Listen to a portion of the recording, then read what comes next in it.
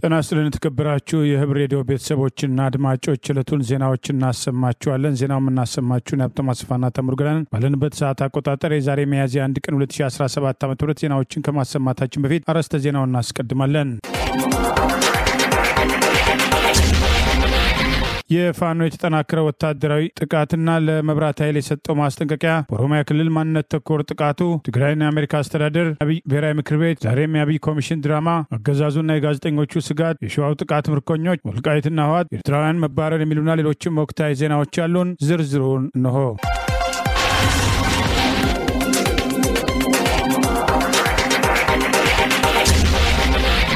የአማራ ፋኖ በጎጃም በጠላት ላይ እየወሰደ ያለውን ወታደራዊ እርምጃ አጠናክሮ መቀጠሉን በዘመቻ አንድነት ከጥቃት በተጨማሪ ስቦ ማስከዳቱ መቀጠሉን አስታውቋል። አገዛዙ በበርካታ ቦታዎች መብራት በማጥፋቱ አስጠንቅቋል። የአማራ ፋኖ በጎጃም ቀኝጌታ ይፍታዬ ንጉሴ ክፍለ ጦር በሁለት ግንባር ሲፋለም መዋሉን በሌላ ግንባር 10 የጠላት ኃይል ፋኖን መቀላቀሉን አስታኮ ዛሬ ሚያዝያ 1 ቀን 2017 ዓ.ም በዘመቻ አንድነት ውሎ ባወጣው መግለጫ በጠላት ላይ እየተወሰደ ያለው ወታደራዊ እርምጃና ስቦ ማስከዳቱም ተጠናክሮ መቀጠሉን አገዛዙ በበርካታ የጎጃም አካባቢዎች ላይ መብራት በማጥፋቱ አስጠንቅቋል። በዘመቻ አንድነት 22ኛ ቀን ዛሬም በተለያዩ ግንባሮች እየወሰደ ያለውን ወታደራዊ እርምጃ አጠናክሮ መቀጠሉን የገለጸው የአማራ ፋኖ በጎጃም የቀኝጌታ ይፍታዬ ንጉሴ ክፍለ ጦር በሁለት ግንባሮች ሲፋለም መዋሉን አስታውቋል። በረኛው ጅብላ ሙተራ ብርጌድ የቦ ማርያም እና አርጀና ላይ በደብረ ማርቆስ ማረሚያ ቤት አካባቢ ውጊያ ሲያደርግ ማርፈዱን አስታውቆ በዚያ ወደ ውጊያም ሁለት የወጣ ጠላት ሲደመሰስ አንድ ኦባማ ቁስለኛ ጭነው ወስደዋል በማለት ጠላት አስክሬኑን በየመንገዱ ያንጠባጠበ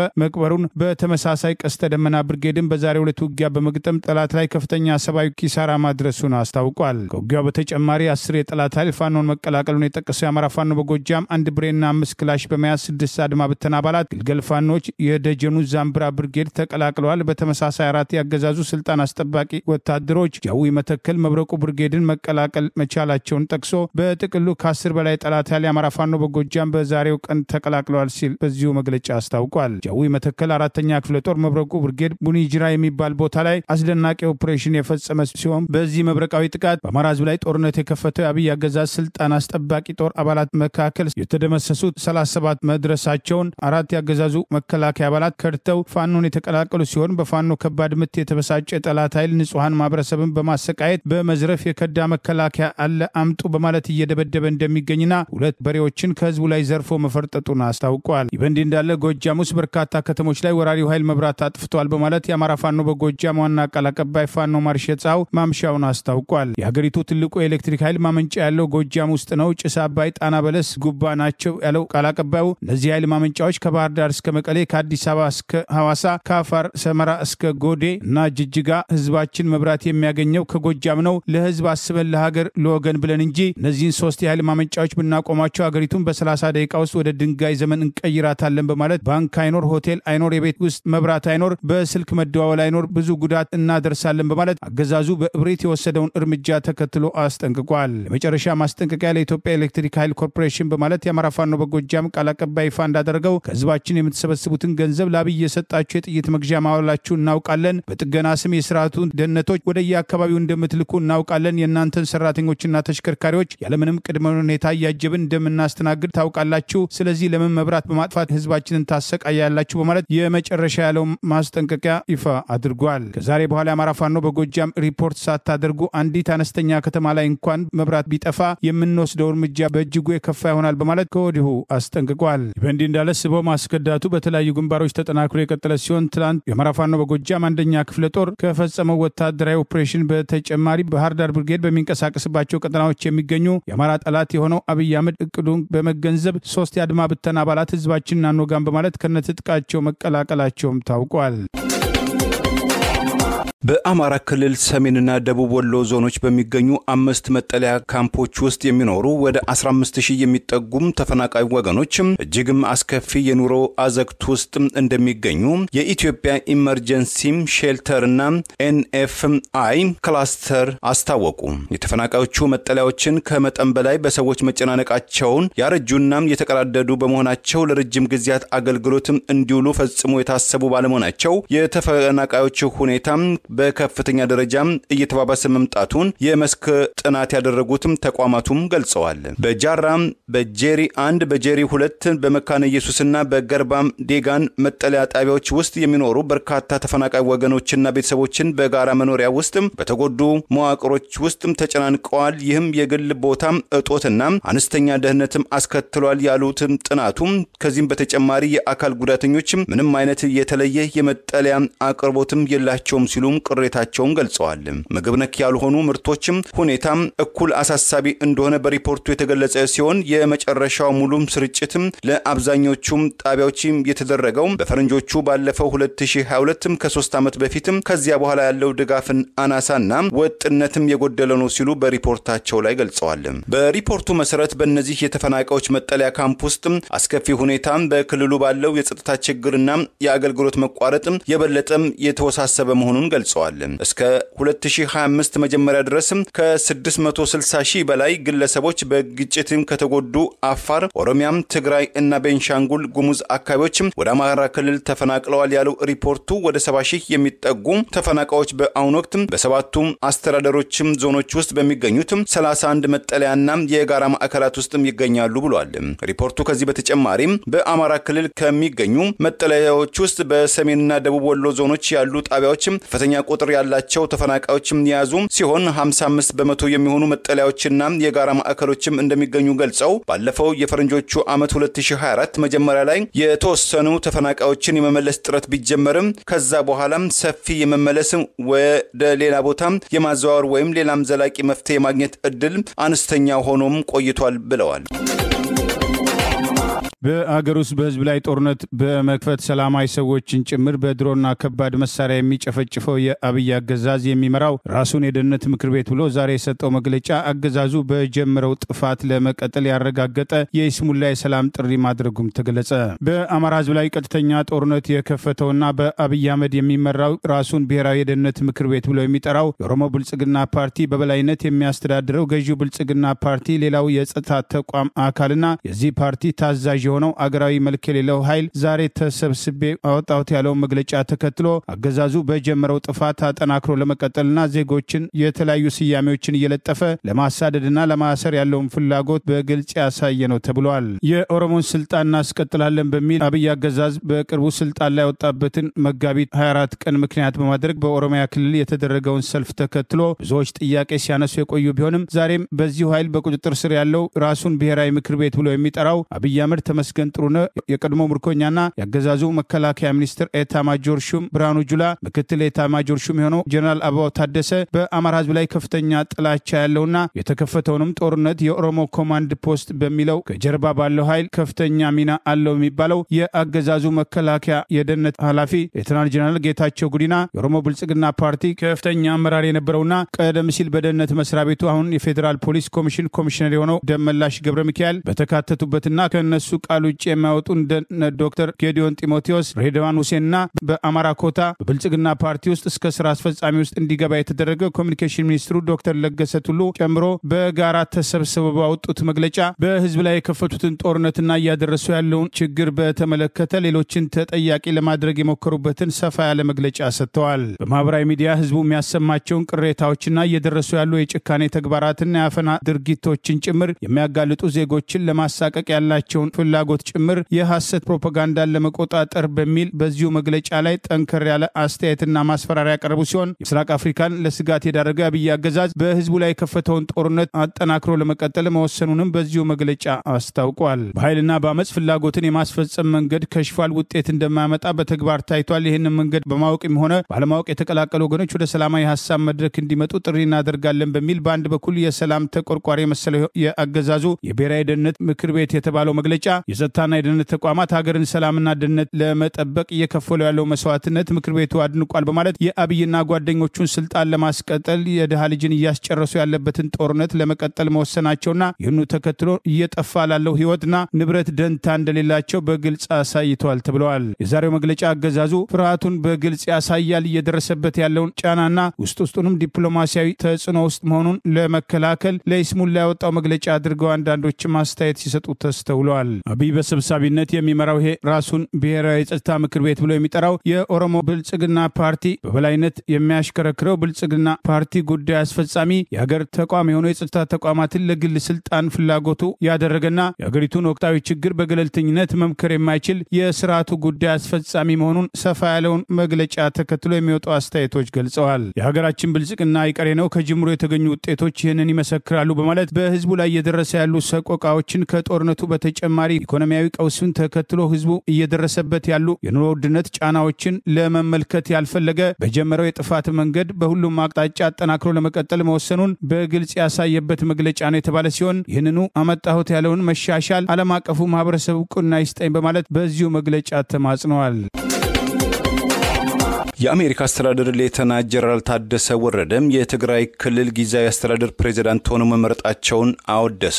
የፕሪቶሪያው የሰላም ስምምነትም ዳግም ያረጋግጣልም አለ። በኢትዮጵያ የአሜሪካ አምባሳደር ኤርቪን ማሲንጋም ሌተና ጀነራል ታደሰ ወረደም የትግራይ ክልል ጊዜያዊ አስተዳደር ፕሬዝዳንት ሆነው መመረጣቸው የፕሪቶሪያው የሰላም ስምምነትን ዳግም እንደሚያረጋግጥና ለትግራይ ክልል ህዝብና ለኢትዮጵያን ፍላጎት ምላሽ ለመስጠት ያለውን ቁርጠኝነት የሚያሳይ ነው ሲሉ በማህበራዊ ትስስር ገጻቸው አስተዳደሩ አምባሳደሩ በሰጡት መግለጫ የሰላም ስምምነቱ በታደሰ መሾም ዳግም መረጋጋጡን እናም ተፈናቃዮችም ወደ ቀያቸው ለመመለስም የቀድሞ ታጣቂዎችን ትጥቅ ለማስፈታትና የህግ የበላይነትን ለማስከበር የገቡትን ቃልም አድንቀዋል። ሌተና ጀነራል ታደሰ ወረደም ትናንት መጋቢት 30 2017 ዓ.ም በይፋም የቀድሞውን የጊዜያዊ አስተዳደሩ ፕሬዝዳንት አቶ ጌታቸው ረዳን በመተካትም ርክክብ ያደረጉ ሲሆን ይህ የአመራር ለውጥም ህወሓት ውስጥ ለወራትም የቆየውን የውስጥም ክፍፍልን ተከትሎ የተከናወነ መሆኑ አይዘነጋም። ጠቅላይ ሚኒስትር አብይ አህመድም የስልጣን ርክክቡን አስመልክቶ በይፋና በሰላማዊ መንገድ በአዲስ ባህል የስልጣን ሽግግሩና ቅብብሎሽን ለማካሄድ የተዘጋጀ ፕሮግራም ተከናውነዋልም ብለዋል። በርክክቡ ወቅትም ሌተና ጀነራል ታደሰ የትግራይ ክልል አካታች ጊዜያዊ አስተዳደር የተልዕኮ አፈጻጸም የቃል ኪዳን ሰነድ በሚል የተሰየመ የአንድ ገጽም ሰነድ የፈረሙ ሲሆን በሰነዱ ጊዜያዊ አስተዳደሩ የሚከናወናቸውን ስምምነት የተካተተባቸው 8 ዋና ኃላፊነቶችን ያካተተም ሲሆን ሌተና ጀነራል ታደሰም እነዚህን ተግባራት በታማኝነት በቁርጠኝነት ለመፈጸም ፊርማቸው በማኖር ማረጋገጣቸውን በትላንትናው ዕለት መዘገባችን ይታወሳል። የአሜሪካ አስተዳደር በትግራይ ክልል የተፈጸመውን ወይም የተከናወነውን የስልጣን ሽግሽግን በተመለከተ የሰጠውን አቋም የተመለከቱ አንዳንድ ታዛቢዎች በአማራ ክልል ውስጥ የቀጠለው ጦርነትን እንዲቆምና ተፋላሚ ወገኖችም ወደ መድረኩ እንዲመጡ በማድረግ ረገድ የአሜሪካ መንግስትም ጫና አልፈጠረም ሲሉም ቅሬታቸውን በማሰማት ላይ ይገኛሉ። በወለጋ ቤደንጎሮ ላይ አማራ ብሔር ተወላጆች ላይ ያነጣጠረ ጅምላ ጥቃት ዛሬ ተፈጸመ። በርካቶች ቤታቸው እየተቃጠለና ጥቃት እየደረሰባቸው መሆኑን ከአካባቢው የወጡ መረጃዎች ይገልጻሉ። የአካባቢው ባለስልጣናት የኦሮሚያ ልዩ ኃይሎችና ሚሊሻ አባላት ጭምር ያደራጇቸው ወጣቶች በጋራ በመሆን ድርጊቱን እየፈጸሙ መሆኑ ተገልጿል። በኦሮሚያ ክልል ሆሮ ጉድሩ ወለጋ ዞን ቤደንጎሮ ወረዳ የአካባቢው ባለስልጣናት ያደራጇቸው ወጣቶች የቱሉ ዋዩ ከተማ ነዋሪ የአማራ ብሔር ተወላጆች ላይ ማንነት ተኮር ጥቃትና ዘረፋ ዛሬ ማካሄዳቸውን ይህንን ግልጽ ዘረፋ ማንነት ተኮር ጥቃት የኦሮሚያ ልዩ ኃይሎችና የአካባቢው ሚሊሻዎች ባለስልጣናት በአካባቢው ያደራጇቸው ወጣቶች ጭምር ፋኖ በአካባቢው ላይ ከዚህ ቀደም ጥቃት አድርሷል በሚል ተራ መነሻ ምክንያት ህዝብ ላይ መዝመታቸውና ጥቃት እያደረሱ መሆናቸው ታውቋል። ቤደንጎሮ ወረዳ ጋሬሮ ቀበሌ የሚገኘው የኦሮሚያ ልዩ ኃይል ሪጴሎላ ከፊት ካስቀደሟቸው ወጣቶች ጋር በጋራ በመሆን ከበባና ጥቃት በመፈጸም የአማራ ብሔር ተወላጅ ቤቶችን እያቃጠሉ ሲሆን ለድርጊታቸው ምክንያት 5 የኦሮሞ ተወላጆች በፋኖ ተገለዋል በሚል መቼና የት እንደተገደሉ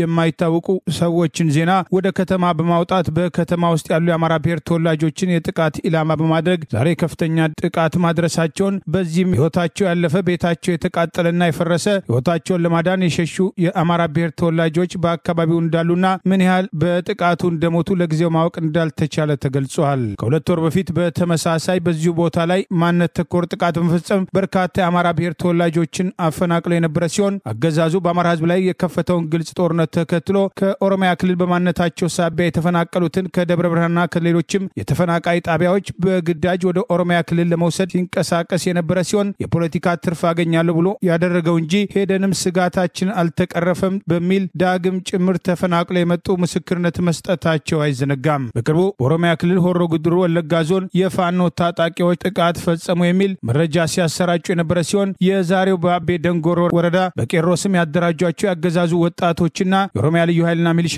የቱሉ ዋዮ ከተማ ነዋሪ የአማራ ብሔር ተወላጆች ላይ የወሰዱት ያለው ማንነት ተኮር የዘር ጭፍጨፋ ጉዳዩ ትኩረት እንዲያገኝ ከጥቃቱ የተረፉና ሸሽተው ህይወታቸውን ያዳኑ ጥሪ ማቅረብ ጀምረዋል። ይበንዲ እንዳለ አማራ ፋኖ በአሜሪካ ከአንድ ወር በፊት የካቲት 24 ቀን 2017 ዓ.ም በኦሮሚያ ክልል ሆሮ ጉድሩ ወለጋ ዞን በአቤ ደንጎሮ ወረዳ አረንጋባ ቀበሌ ላይ የኦሮሞ ብልጽግና ፓርቲ አገዛዝ ወታደሮች ሁለት የአማራ ብሔር ተወላጆችን በግፍ መግደላቸውን ምንጮቹን ጠቅሶ ይፋ ማድረጉ አይዘነጋም። ከዚህ ቀደም ጥቃቱ በተፈጸመበት አካባቢ የሚኖሩ የአማራ ገበሬዎች ትጥቃቸውን በአገዛዝ ወታደሮች እንዲፈቱ ተደርጓል ሲል ማህበሩ ከወር በፊት ባወጣው በዚሁ መግለጫ ጠቅሶ በዕለቱ ያገዛዙ ወታደሮች በተለይም የኦሮሚያ ክልል አድማ በታኝ ፖሊሶችና የክልሉ ሚሊሻዎች ወደ አካባቢው በመንቀሳቀስ የሰብል ስብሰባ ስራቸውን አጠናቀው ጥበቃ ላይ የነበሩ 3 አርሶ አደሮችን ያገኙ ሲሆን በከፈቱ ተኩስ ሁለቱን ሲገድሉ ሶስተኛውን ጆሮ ላይ እንዳቆሰሉት ምንጮች ገልጸዋል በማለት የተጎጂዎችን ስም ጭምር በጊዜው ይፋ አድርጎ እንደነበር አይዘነጋም። ዛሬ በአቤ ደንጎሮ ወረዳ የቱሉ ዋዮ ከተማ ላይ የሚኖሩ የአማራ ብሔር ተወላጆች ላይ የተፈጸመውን ግልጽ የዘር ማጥፋት እርምጃ በኦሮሚያ ክልል ባለስልጣናት ትዕዛዝ የተፈጸመ በመሆኑ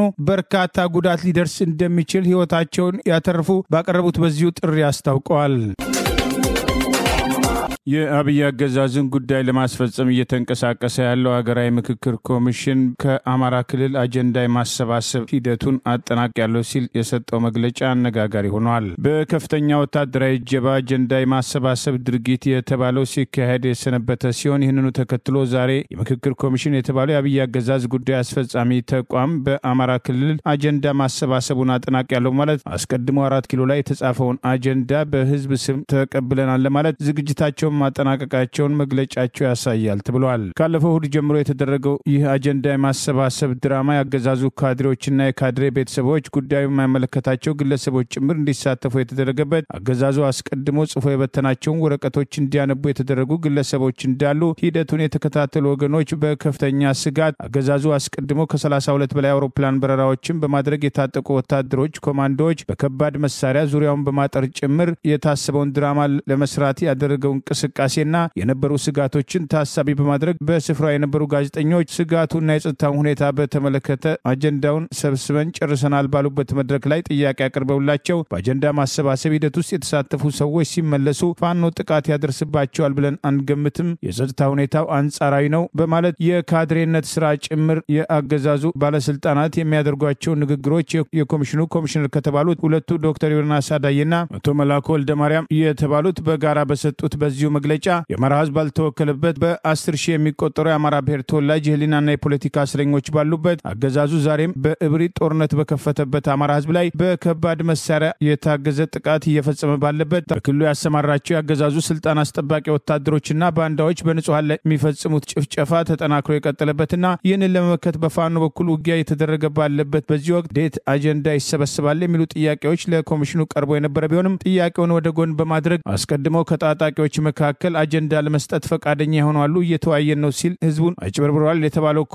ኮሚሽነሮች መካከል ሁለቱ ዛሬ በሰጡት መግለጫ ወደፊትም በሂደቱ ታጣቂዎች እንዲሳተፉ እንፈልጋለን በማለት አብይ አህመድ በጥድፊያ እያካሄደ የሚገኘውና ከቀጣዩ ምርጫ በፊት ኮሚሽኑ አጀንዳ አሰባስቧል በሚል የራሱን የፖለቲካ ጉዳይ ለማስፈጸም የሰጣቸውን ትዕዛዝ እያስፈጸሙ ነው የሚሉ ወቀሳዎች ተከትለው ቀርበዋል። በጦር ኃይልና አልፎ አልፎም ፋኖ ባህር ዳር ከተማ ላይ ጭምር ጥቃት በመሰንዘር ከፍተኛ ስጋት በነበረበት ሁኔታ የተደረገውን የአጀንዳ ማሰባሰብ ድራማ የተሳካ ነበር በማለት ሁለቱ ኮሚሽነሮች ተናግረዋል። ዛሬ መግለጫውን ከሰጡት ሁለቱ ኮሚሽነሮች መካከል ዶክተር ዮናስ አዳዬ የተባሉት የቀድሞ አዲስ አበባ ዩኒቨርሲቲ መምህር አብይ አህመድ ከሰው ሰርቆ ያቀረበውን ጥናታዊ ጽሑፍ ህጋዊ አድርገው በማረጋገጥ የዶክትሬት ዲግሪ ሰጥተዋል በማለት ወቀሳ ሲቀርባቸው የቆየ ሲሆን በቀጥታ በሱ ትዕዛዝ በኮሚሽን ውስጥ እንዲካተቱ ከተደረጉ ግለሰቦች አንዱ መሆናቸው አይዘነጋም። የምክክር ኮሚሽን የሚባለው ጸረ አማራ አጀንዳ ያላቸው ግለሰቦች የተሰባሰቡበትና ጸረ አማራው አገዛዝ ያዋቀረው ነጻይቱን ኦሮሚያ ለማዋለድና አብይ አህመድ ራሱን ፕሬዝዳንት አድርጎ ለመቀባት የሚያደርጋቸው እንቅስቃሴዎችን በፖለቲካ አጀንዳነት ለማስፈጸም እየተንቀሳቀሰ የሚገኝ መሆኑን ከዚህ ቀደም ከኦሮሚያ ክልል ሰበሰብኳቸው ካላቸው አጀንዳዎች መካከል አዲስ አበባን፣ ሞያሌን፣ ድሬዳዋን ጨምሮ ወደ ኦሮሚያ ለማካተትና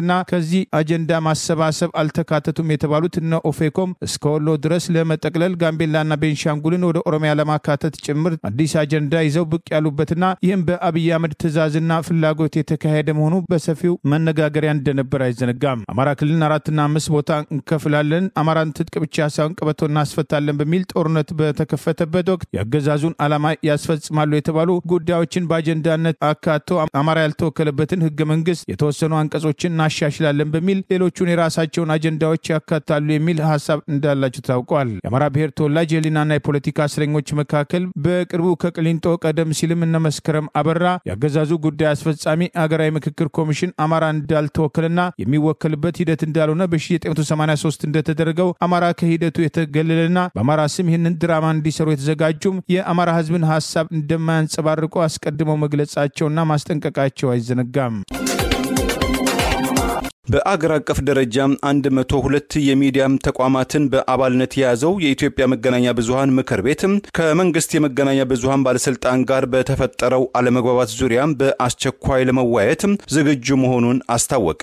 ምክር ቤቱ የመገናኛ ብዙሃን ባለሙያዎች ምዝገባና የብቃት ዕውቅና ማረጋገጫ ለመስጠት እየተንቀሳቀሰ ቢገኝም ባለስልጣኑ በትላንትናው ዕለት ይህንን እንደማይቀበለው በይፋም በመግለጹ ምክር ቤቱ ቅር መሰኘቱን አስታውቋል።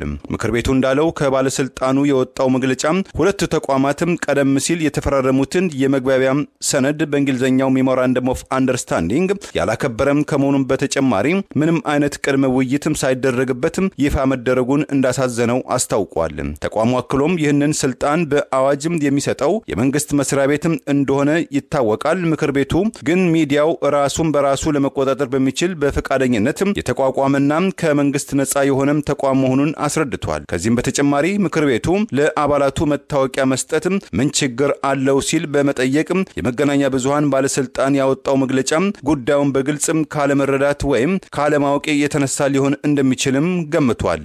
ይህ እርምጃ በኢትዮጵያ ውስጥ ያሉ ጋዜጠኞችን ቁጥር ለማረጋገጥም ጠቃሚ መሆኑን አጽንኦት የሰጠ ሲሆን በዚህ መሰረትም ከባለስልጣኑ ጋር በጉዳዩም ዙሪያ በአስቸኳይ ለመወያየት ዝግጁ መሆኑን የገለጸ ሲሆን በዚህ ሳምንት መፍትሄም ያገኛል ብሎ እንደሚጠብቅም ቅድመ ግምቱን ሰንዝሯል። ካፒታል ጋዜጣ እንደዘገበው ምክር ቤቱ የሙያ ማንነትን ምዝገባና ዕውቅና ማረጋገጫ ሐሳብ ወደ ስራ ከመግባቱ በፊት ከባለስልጣኑ ጋር ውይይት በፊርማ ደረጃ ስምምነት ተፈጻሚ መደረጉን አውስቷል።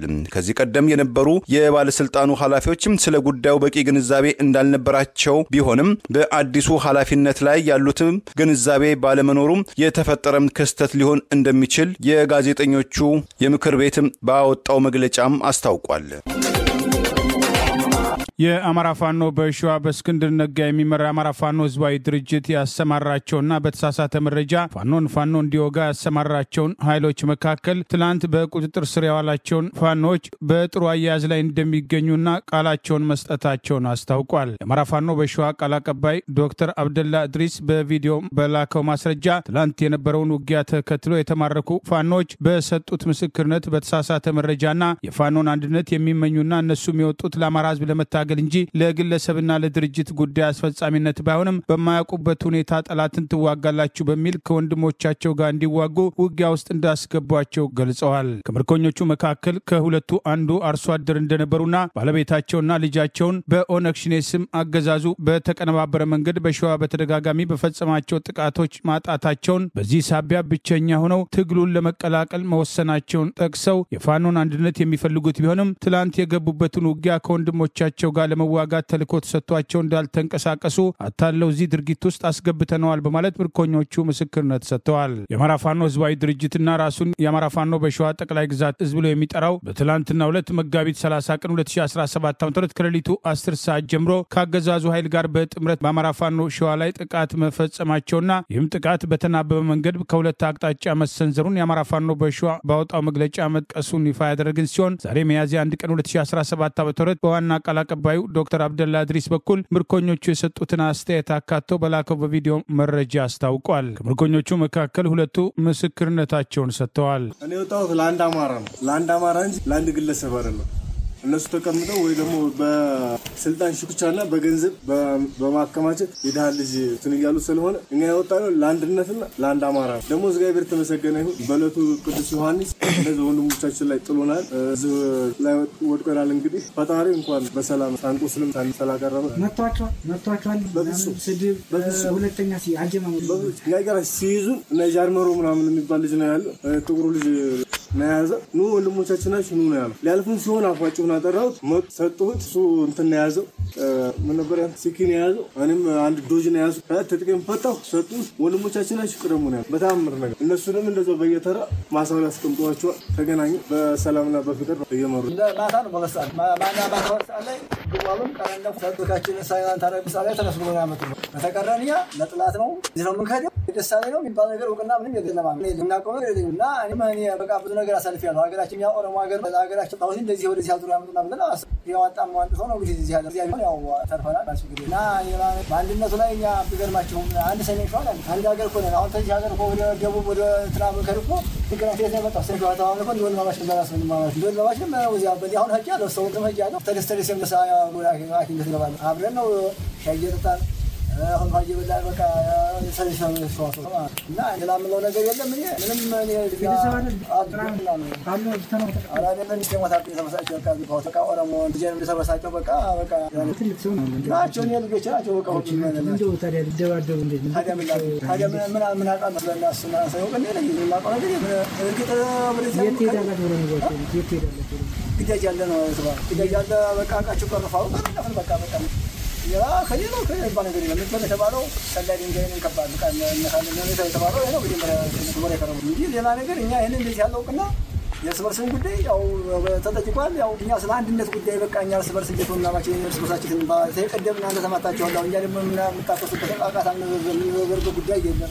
የፈለገው ታምር ይፈንጣው የሻቆ ባለን ከራለ ያለው ሁላችን አንድነቱ አንቱ ባላዩ ፈረሰ ደግሞ አሁን ተገርድሮ ተራድራ ማለት ፍሪያስ ምንድነው ያለው እንጂ ምናገረው እንደዚህ አንተው ሳስለና ብለን አሳስ ለሌሎቹ ምን ታስተላልፋላችሁ እንዴ እንዳይፈስ ምን ማለት ሌሎቹ ለአልመጃችማ በርስ ጉዳይ ባለ ነገር ልባቸው እንዳያስቡት በአንድነትን አንድ ሆነን አንድ አማራ ሆነን እግዚአብሔር ሰይጣንን ተሰውሮ ሀገራችን አንድ ሆነን ተጠራች ባንድነት ነው። ይወንድ እንዳለ የአማራ ፋኖ በሸዋ ህዝብ ግንኙነት ዛሬ ሚያዝያ 1 ቀን 2017 ዓ.ም ባወጣው ሰፋ ያለ መግለጫ በትላንትናው ዕለት ጥቃት የፈጸመበትን የአማራ ፋኖ ህዝባዊ ድርጅት በተመለከተ ግብሩ በአማራ ፋኖ በሸዋ ላይ ይፋዊ ጦርነት መጀመሩን ግልጽ አድርጓል በማለት በዝርዝር ሲወስዳቸው የነበሩ አፍራሽ ተልእኮችና የፋኖን እንቅስቃሴ ለማዳከም የወሰዳቸውን እርምጃዎች በመዘርዘር ከአማራ ህዝብ ጥቅም በተቃራኒ እየተንቀሳቀሰ ያለ ቡድን መሆኑን አስታውቋል።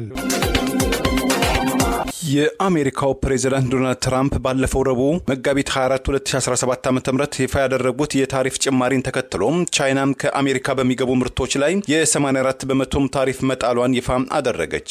ቻይና እዚህ ውሳኔ ላይ የደረሰችው ዶናልድ ትራምፕ ባሰፈራሩት መሰረት በቻይና ላይ ታሪፍን እጥፍ በማድረግ ወደ 104% ከፍ ማድረጋቸውን ተከትሎ መሆኑን ቤጂንግ አስታውቃለች። ይህ የንግድ ጦርነትም እየተጋጋለ ሄዶ የኢኮኖሚ ድቀትም ያስከትላል የሚል ስጋት እየፈጠረ መሆኑን ተገልጿል። የቻይና ውጭ ጉዳይ ሚኒስትር አገራቸው የትራምፕን ታሪፍ በመቃወም እስከ መጨረሻው ለመዋጋት መገደዷንና የነጩ የአሜሪካ ቤተመንግስትን የጉልበተኞችን አካሄድ መርጧል ሲሉም ከሰዋል።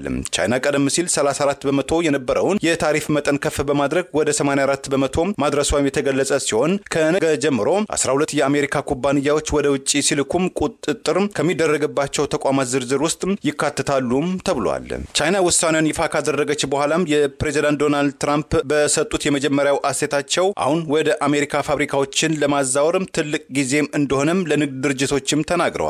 የአሜሪካው የግምጃ ቤት ኃላፊዋም ስኮት ቤስተን በበኩላቸው ከቻይና ጋር ጠንካራ ትብብር ማድረግ አስከፊ መዘዝ እንደሚያስከትልና ለአሜሪካ አጋሮች ማስጠንቀቂያቸውንም ገልጸዋል።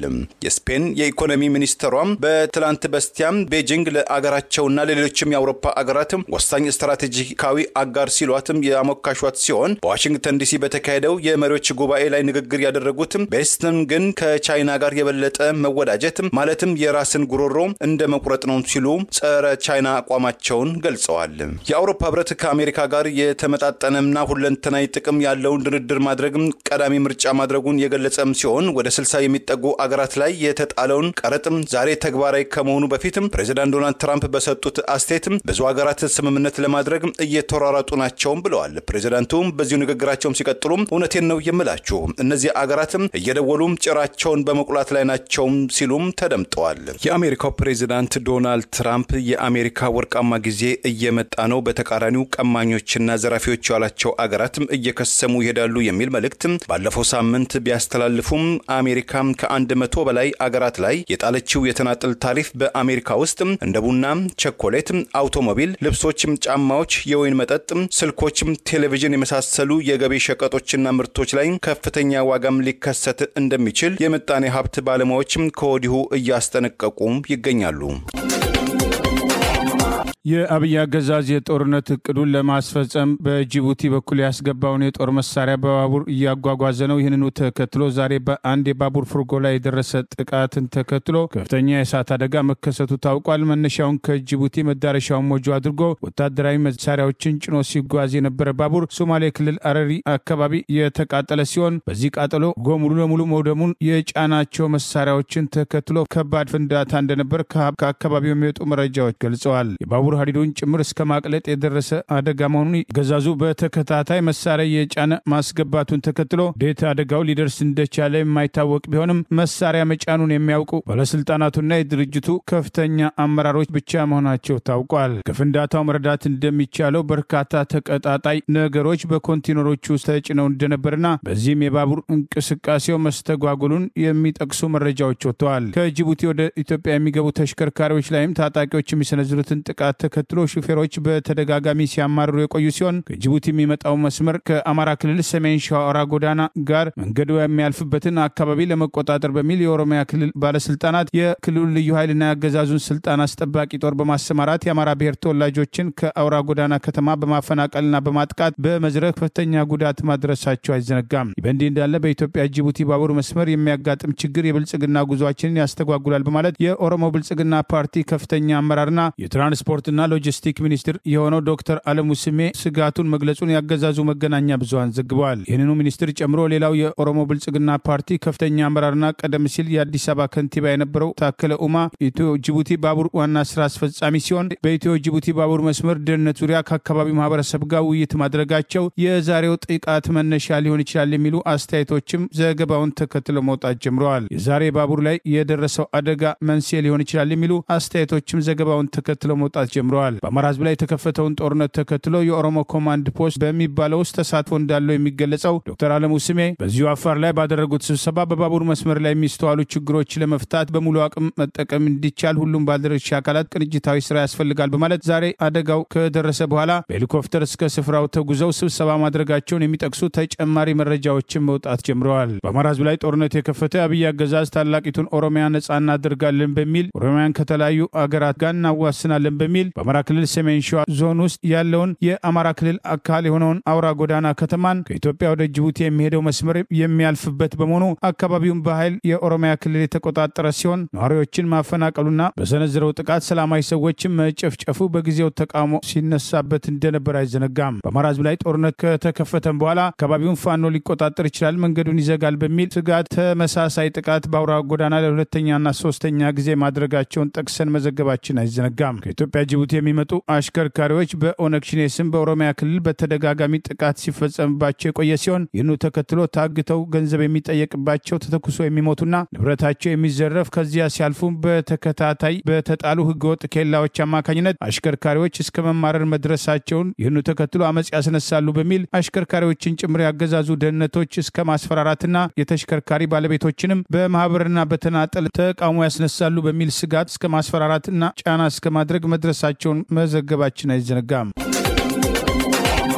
የትግራይ ክልል ጊዜያዊ አስተዳደር የኮሙኒኬሽን ቢሮ የሁመራ አካባቢ የአማራ ክልል አካል ተደርጎ መቅረቡም ተገቢ አይደለም በማለት መንግስታዊውን የኢትዮጵያ ፕሬስ ድርጅትን ወቀሰ። የኮሙኒኬሽን ቢሮ ባወጣው መግለጫ መንግስታዊው የኢትዮጵያ ፕሬስ ኤጀንሲ የትግርኛ ቋንቋው ዲፓርትመንት የሁመራ አካባቢን የአማራ ክልል አድርጎ መጥራቱ የኢትዮጵያ ህገ መንግስትና በኢትዮጵያ የሚታዩ ተቃርኖችን በህገ መንግስቱ መሰረት ለባት ያገኛሉ የሚለውን የፕሪቶሪያውን የሰላም ስምምነት ስምምነትን የሚጣረስ ነው ሲል ቅሬታውን አሰምቷል። መንግስታዊ የኢትዮጵያ ፕሬስ ኤጀንሲ ሁለት የአማራ አካባቢዎችን የሚያገናኘው የጎንደር ሁመራ መንገድ ፕሮጀክት ተጀመረ በማለት የሁመራ አካባቢ የአማራ ክልል አካል ነው ብሎ መጥራቱ ኃላፊነት የጎደለውና ተቀባይነት የሌለው ነው ያለው የትግራይ ክልል ኮሙኒኬሽን ቢሮ በጽሁፉ ላይ አስቸኳይ እርምትም እንዲወሰድ ስህተትም ሰርተዋል የተባሉ ሰራተኞች ላይ ተገቢውን የዲሲፕሊን እርምጃ እንዲወሰድ እንጠይቃለን ብሏል። የትግራይ ክልል ጊዜያዊ ኮሙኒኬሽን ቢሮ ላወጣው የተቃውሞ መግለጫ መንግስታዊ የኢትዮጵያ ፕሬስ ኤጀንሲ እስካሁን ድረስም የሰጠው ምላሽ ወይም ማስተባበያ አለመኖሩም ተመልክቷል። ወልቃይትም ሁመራም የመሳሰሉት አካባቢዎች የአማራ ክልል አካል ናቸው የሚል አቋምን ይዘው የተንቀሳቀሱ የአማራ ክልል ብሔር ተወላጆች የአገር ሽማግሌዎችና ተወካዮች ከዚህ ቀደም በኢህአዴግ ዘመን ጥያቄ ለማቅረብ ወደ አዲስ አበባና መቀሌ ከተማ በመጓዝ ላቀረቡት ጥያቄ ብርቱ እስራትን በተጨማሪም ደብዛ የመጥፋት አደጋ እንደገጠማቸው በተለያዩ ጊዜያት መገለጹ አይዘነጋም። የስዊዘርላንድ መንግስት ባለፉት 3 ወራት ውስጥ በትንሹ 19 ለአቅመ አዳምና ለአቅመ ሔዋን ያልደረሱ ኤርትራውያን ታዳጊ ህፃናትን ወደ አገራቸው ኤርትራ ማባረሩን ወደ 50 ለሚጠጉ አዋቂዎችም ከአገር የማባረር ትዕዛዝ ማስተላለፉም ተገለጸ።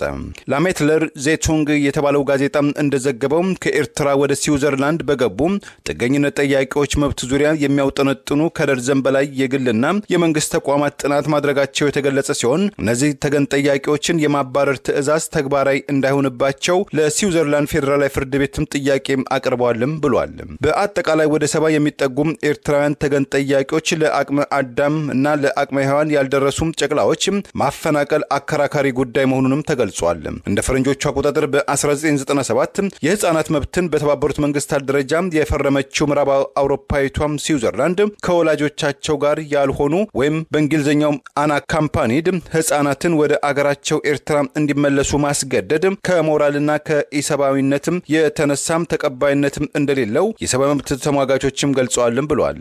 ለአገራቸው መንግስት ማለትም ለኤርትራ መንግስት የ2% ታክስ መክፈል ይጠበቅባቸዋል የተባሉ ከስደት ተመላሽ ኤርትራውያን ለአገራቸው መንግስት የተባለውን ግብር በመክፈል እንዲተባበሩ የስዊዘርላንድ መንግስት አበረታቷል መባሉ በስዊዘርላንድ የህግ ባለሙያዎችም ዘንድም ብርቱ የመነጋገሪያና የክርክር አውድ ማስነሳቱ ዘገባው ገልጿል። ለዛሬ ያሉን ዜናዎች እነዚህ ናቸው። ዜናውን ስታደምጡ ለቆያችሁ የህብር ሬዲዮ ቤተሰቦችና አድማጮች ምስጋናችን ድረሳችሁ። የህብር ሬዲዮ ኦፊሻል ሴቶች ቻናላችንን ሰብስክራይብ ያላደረጋችሁ ሰብስክራይብ በማድረግ በተጨማሪም የደወል ምልክቱን በመጫን የህብር ሬዲዮ ቤተሰብ እንድትቀላቀሉ በአክብሮት እንጋብዛለን። እንደወትሮ ሁሉ የህብር ሬዲዮ ቤተሰቦች ፕሮግራሞቻችንን ላይክ በማድረግ ሼር በማድረግ አስተያየቶቻችሁን በመስጠት አብሮነታችሁን እንድትገልጹ በአክብሮት እንጠይቃለን። በድጋሚ እናመሰግናለን። ጤና ይስጥልን። ቸር እንቆይ።